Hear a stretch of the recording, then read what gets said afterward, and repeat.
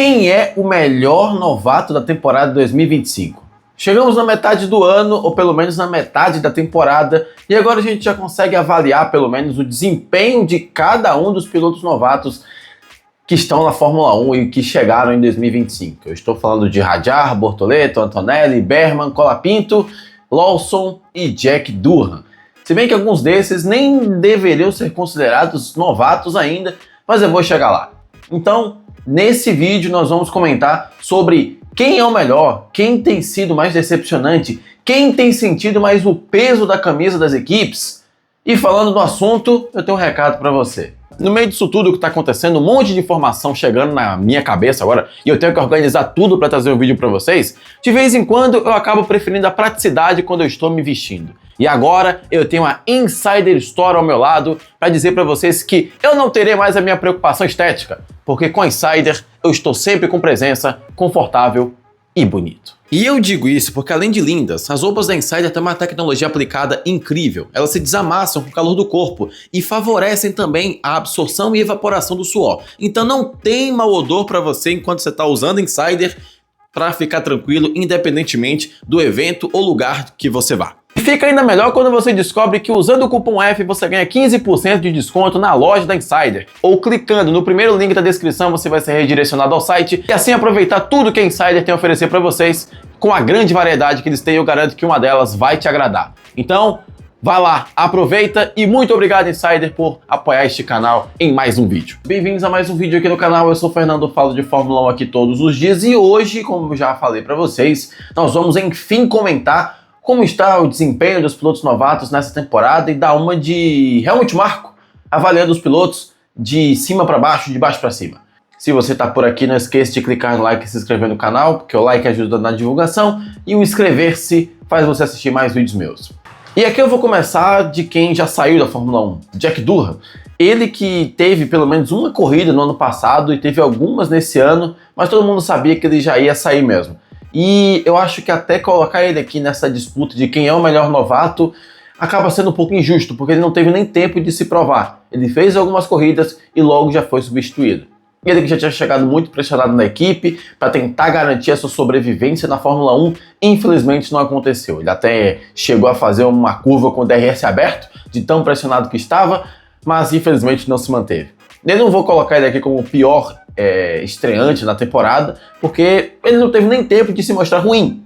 Então, enfim, só uma menção mesmo ao Durham, que começou o ano titular na Alpine e agora já está de fora. E aí a gente vai para polêmica. Lawson, ele ainda é considerado novato? Ele fez corridas em 2023, em 2024 e agora em 2025 ele é titular. Tudo bem que agora ele está fazendo corridas em pistas que ele nunca tinha feito antes. E o conceito de piloto estreante vale apenas para o cara que é titular em toda a temporada. Tudo bem, eu entendo, mas o Lawson ainda ser considerado rookie é uma coisa que me incomoda. Mas bem, vamos com a temporada dele. Começou na Red Bull e, bem como todos os pilotos no segundo carro da Red Bull não conseguem aguentar, Lawson foi mais uma vítima, logo depois de Sérgio Pérez. Foi rebaixado à equipe B da Red Bull, a Visa Cash-App ou Vicarb ou Racing Bulls, e tem mostrado uma evolução por lá. Agora numa equipe mediana, sem muita pressão, tem conseguido pontuar, tem conseguido disputar a posição com... Não disputar a posição, mas disputar brilho com o Isack Hadjar, apesar desses dois a gente não falar muito, tem conseguido boas classificações, tem conseguido, enfim, mostrar aquele Lawson que a gente viu nas temporadas de AlphaTauri, por exemplo. E é um piloto que ainda está em evolução. Por isso que eu ainda não considero ele como rookie ou estreante, porque ele já tinha tanta experiência naquela equipe que as coisas estão favorecendo ele por lá. E bem como todos os pilotos que saem da Red Bull acabam tendo uma melhora nas suas carreiras em outras equipes, né? Porque ninguém consegue aguentar aquele segundo carro. Bom, na frente dele eu vou colocar aqui o Colapinto. O Colapinto, ele está numa situação muito curiosa na Alpine de novo, porque ela demitiu o Lawson para trazer o Colapinto, que está também na berlinda, pelo que estão falando, né? Enquanto a paciência do Briatore durar, o Colapinto vai ficar. Ele não tinha começado muito bem a temporada, claro, chegou no meio, num carro que ele nunca tinha dirigido ainda, e está tentando se adaptar, apesar de ter batido num treino, ou melhor, num teste de pneu da Pirelli. Sim, o Colapinto conseguiu bater num teste de pneus na Hungria, logo depois da pausa de verão. melhor, logo durante a pausa de verão. E ele tem mostrado uma pequena melhora agora nas últimas corridas, ali no GP da Bélgica, Hungria também.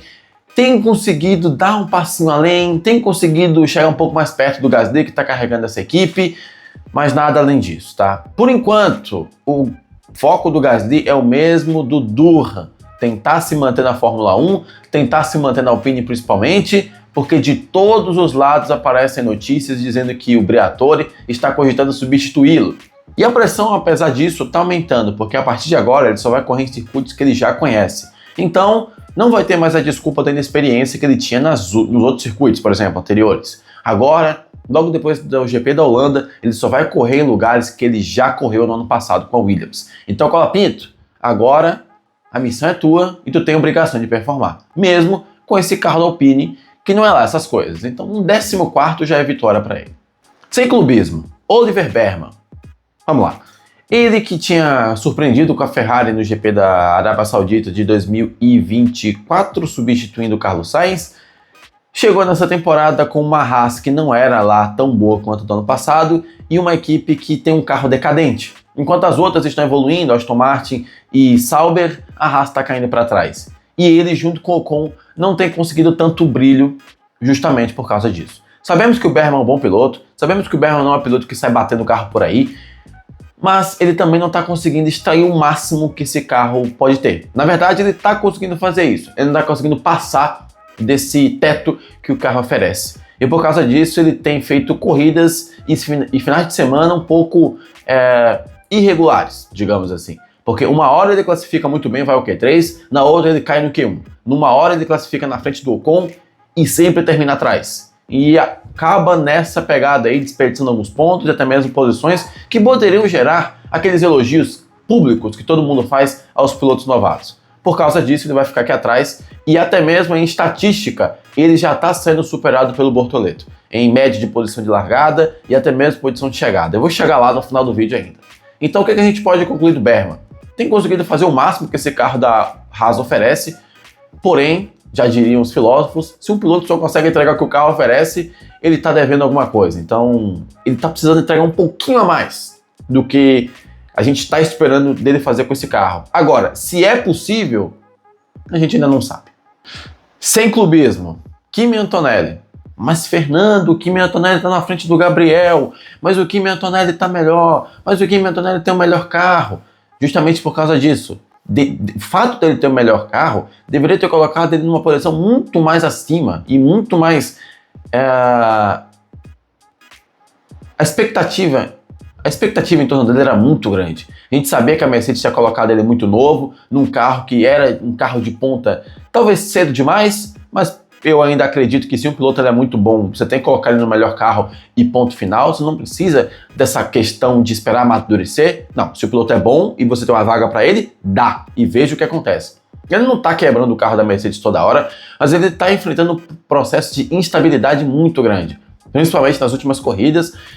Na Bélgica ele chegou não sei se foi na Bélgica ou se foi antes da Bélgica, mas eu sei que ele chegou até mesmo quase chorar mesmo, por causa da situação que ele estava, eliminado no Q1, não estava conseguindo classificar bem. Na Hungria também passou por alguns problemas.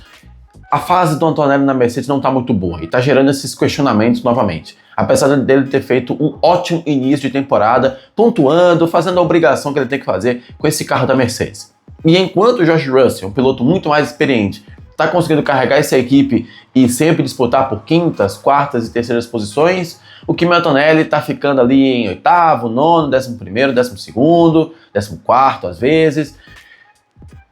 Não está sendo um bom início de ano para o Antonelli. Mas Fernando, tudo bem, ele está se adaptando ainda. Mas olha o carro que ele tinha, gente. Ele ainda está em terceiro aqui, na frente do Behrman, porque ele está conseguindo performar melhor do que o Behrman ainda. Mas com o carro que ele tinha, ele tinha que estar oferecendo muito melhor posições de largada e posições de chegada. E pelo fato do Gabriel, por exemplo, ter pego um carro pior e estar conseguindo mais brilho que o Antonelli nessa altura do campeonato, ele vai ficar aqui em terceiro mesmo. Justamente porque em segundo vem um brasileiro. Eu já fiz um vídeo só sobre o Gabriel Bortoleto, então não vou precisar dar mais detalhes aqui, mas ele tinha o pior carro no início da temporada de todos esses novatos aqui. O pior no início. Mas aqui, de novo, eu vou frisar para vocês. a Sauber não tem mais o pior carro do grid. Todo mundo já entendeu isso, todo mundo tem que entender isso. A Sauber não tem mais o pior carro do grid. A Sauber, hoje, ela deve estar brigando pela 5ª posição do melhor carro com Williams e Aston Martin. Eu acho até que está brigando mais com a Williams do que com a Aston Martin.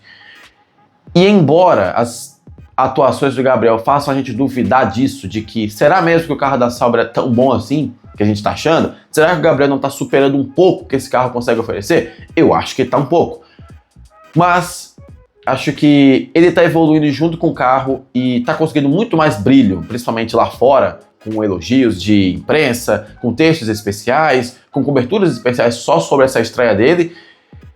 De modo geral, não só pontuando agora mais regularmente nas últimas corridas, classificando muito bem, sendo páreo ao Hülkenberg, que é um ótimo classificador e um ótimo piloto, sendo páreo ao Hülkenberg nas corridas, conseguindo superar o companheiro em ritmo.